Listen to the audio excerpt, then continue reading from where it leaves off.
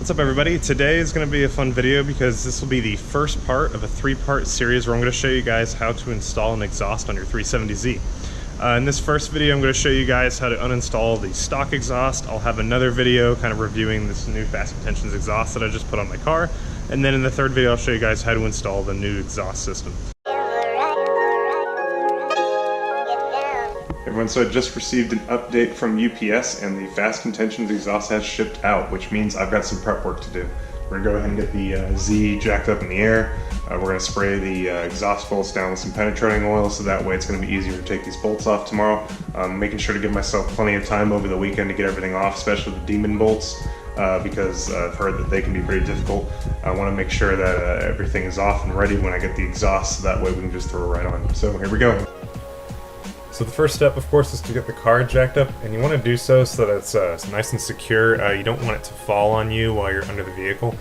So here I'm using 4 jack stands on all 4 corners, and I've put them on top of pinch weld adapters, and I'm using a floor jack to actually get the car jacked up. I'll also use some blocks of wood under the tires just in case the jacks fail. And once the car is jacked up, go ahead and just start spraying down all the bolts with penetrating oil. Here I'm actually doing this a couple days in advance because I'm trying to prevent any of the bolts from being seized up when I go to loosen them.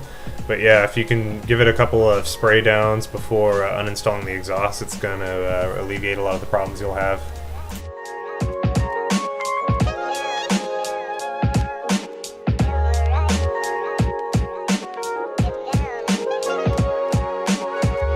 Now the most important place you're going to want to make sure you hit with the penetrating oil are going to be the 3 bolts on either side of the catalytic converters on the top portion here.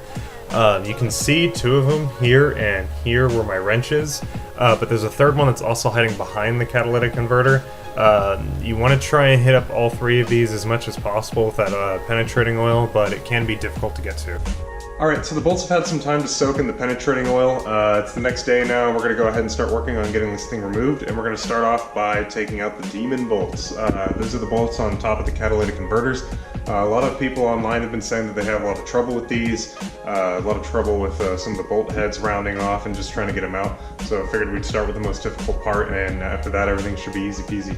Now if you're just doing a catback install, you can go ahead and skip this, but if you need to uninstall your catalytic converters, this is going to be the most difficult part of the entire uninstall. We're going to need to access these bolts through a hole in the engine bay. The passenger side is going to be accessed through here. Here you can sort of see me kind of pointing out where this bolt is at, and you can kind of see it hiding in there. Here's another image of it. But yeah, these guys are going to be pretty difficult to get to. And then the driver's side is going to similarly be accessed over here. But on this side it's a little more cramped. As you can see here, the bolt is kind of hiding behind the steering column a little bit, and that makes it difficult to get to. I'd also recommend, if you have the stock intake system on your car, I'd probably recommend taking that off because the stock system does have a couple of air boxes that sort of get in the way. But here I have an aftermarket post-math tube that sort of eliminates those, so it makes it easier for me to be able to access the bolts. Now in order to access the bolts, I use this monstrosity of a tool that you see here. If you guys don't have a similar setup, you're going to have a hard time being able to actually get down to the bolts. What you see here is a breaker bar to be able to get the torque to be able to bust these things loose. I've got about 2.5 feet worth of extensions. If you don't have these extensions, you're not going to be able to get through the engine bay, and so you're going to have to go from under the car, and I don't even know if that's possible. But the other thing you're going to need is going to be a 1/2-inch drive universal joint. The 1/2-inch drive there is very important because if you use anything less, well, we'll see what happens here in a second. And then I've also got a 3/8-inch extension and a 1/2-inch to 3/8-inch adapter because it's really difficult to get the 1/2-inch drive past that steering column that you just saw, so I needed to go to something smaller. Alright, so I've got the socket in place. It's time to try and crack this thing. Now what you're going to want to do when you start to pull, or when you start to try and crack it, is you need to make sure you put a lot of pressure on it because you don't want that socket to slip off, or otherwise you're going to start rounding it and that's not going to be any fun. I've got some towels placed here to try and cushion the fall in case the breaker bar decides to come loose. So here we go.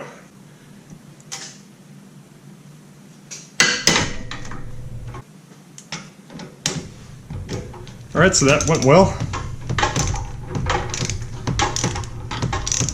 I I just wish I could say it was that easy for the driver's side. So basically I tried to use the same method. I started off by sanding the extensions down from the top of the car. But the problem is that steering rack makes it a little difficult to be able to get the socket onto the bolt. So here you can see me trying to push that socket onto the right side of the steering column to try and get it around. But that wasn't really working for me, so I had to go back underneath the car again, and I switched over to a 3/8 inch drive extension and a universal joint. And here you can kind of see how tight it is. You can see the extensions kind of resting there against the steering column. But anyways, I made an attempt to try and get this bolt off with that 3/8 inch drive universal joint, but you can see what happens here.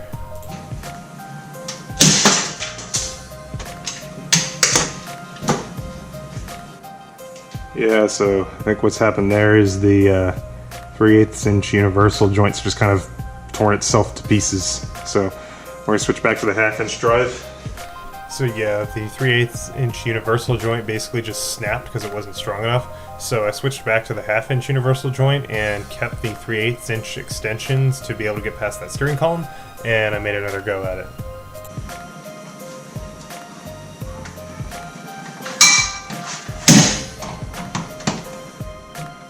I think that was a sound of success. So yeah, I was able to snap that bolt, so now everything after this was fairly easy. First I moved to the muffler to start taking the bolts off. Alright, so here we are at the back of the exhaust now. We're going to take these two bolts out here and here so that we can free the muffler. It's going to take a 14mm, and these guys are stuck on pretty good, so I'd probably recommend getting a breaker bar or something to break them loose. Here we go.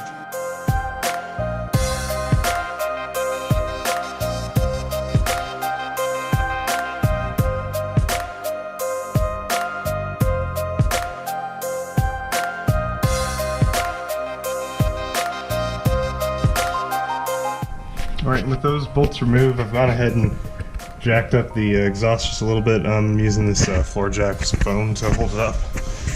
And rather than disconnect the rubber hangers here, I'm going to go ahead and just undo the bolts. It'll be a little bit easier, and it'll give me some more room to try and take that rubber hanger off.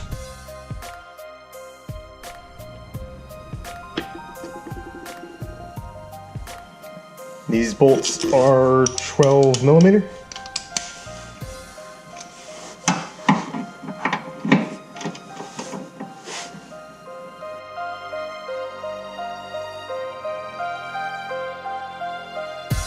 And once you get the bolts for the hangers on both sides of the muffler removed, you're then going to need to be prepared to catch it.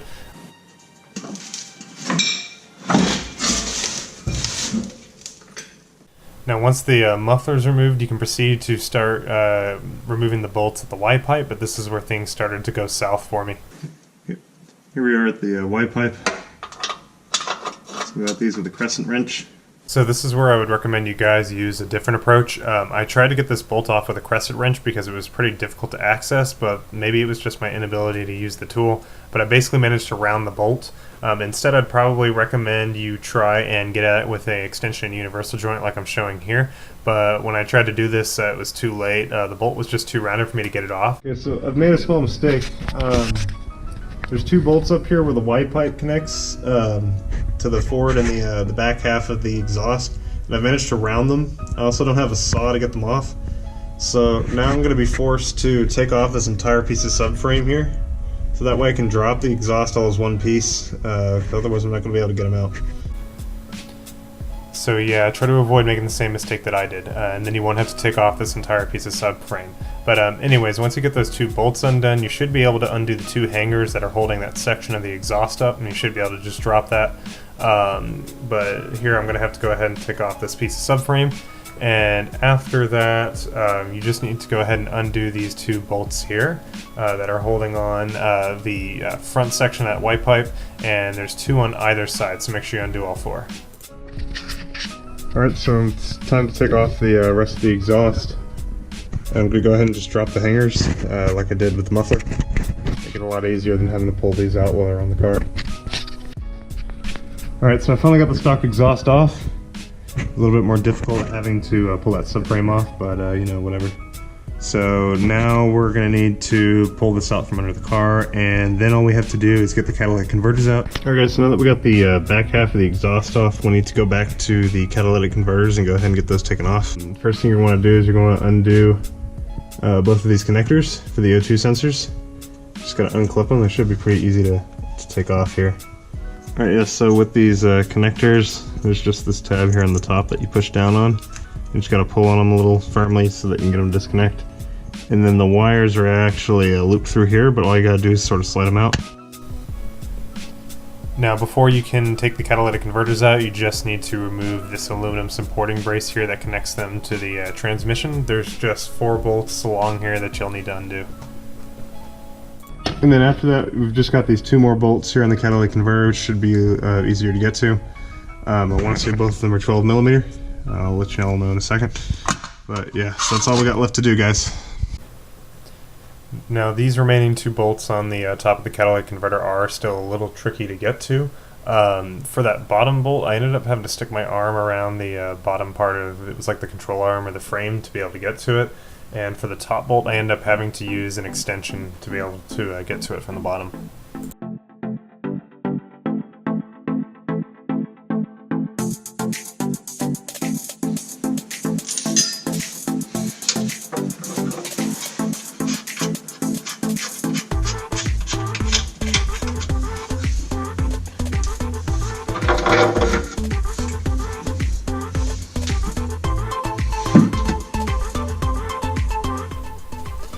And here you can see just how tight it is, the space here, especially trying to get to this lower bolt.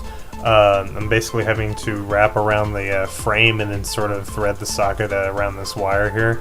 And then even when you get the socket on the bolt, you still don't have a whole lot of room to be able to move the socket wrench. So you really just have to be patient with it and turn it a few degrees at a time.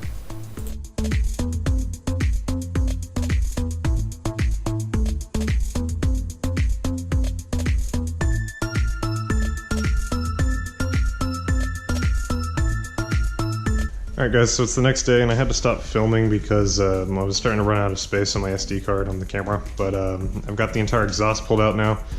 I went ahead and removed the O2 sensors. That just takes a 22mm crescent wrench. Just do that on both sides, fairly simple. I'm going to see if I can get this bolt off that I rounded. I'm going to use some vice grips and see if I can't just pinch that off. And then apart from that, we just need to get these rubber hangers removed, and then we can set the stock exhaust aside. So the last step here is to go ahead and get these hangers off of the exhaust, because you're going to need to reuse the mounts and the hangers when you install your new exhaust. To get these off, I am just using some WD-40 that I'm going to spray on the mounts here, and then I use this large set of pliers to try and pull the hanger over that nub to be able to pull it off. Alright guys, so that's the stock exhaust removed and put away.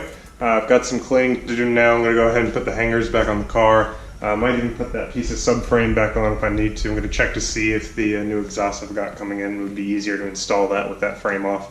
But anyways guys, I'll see y'all in a couple days when the new exhaust comes in. Later.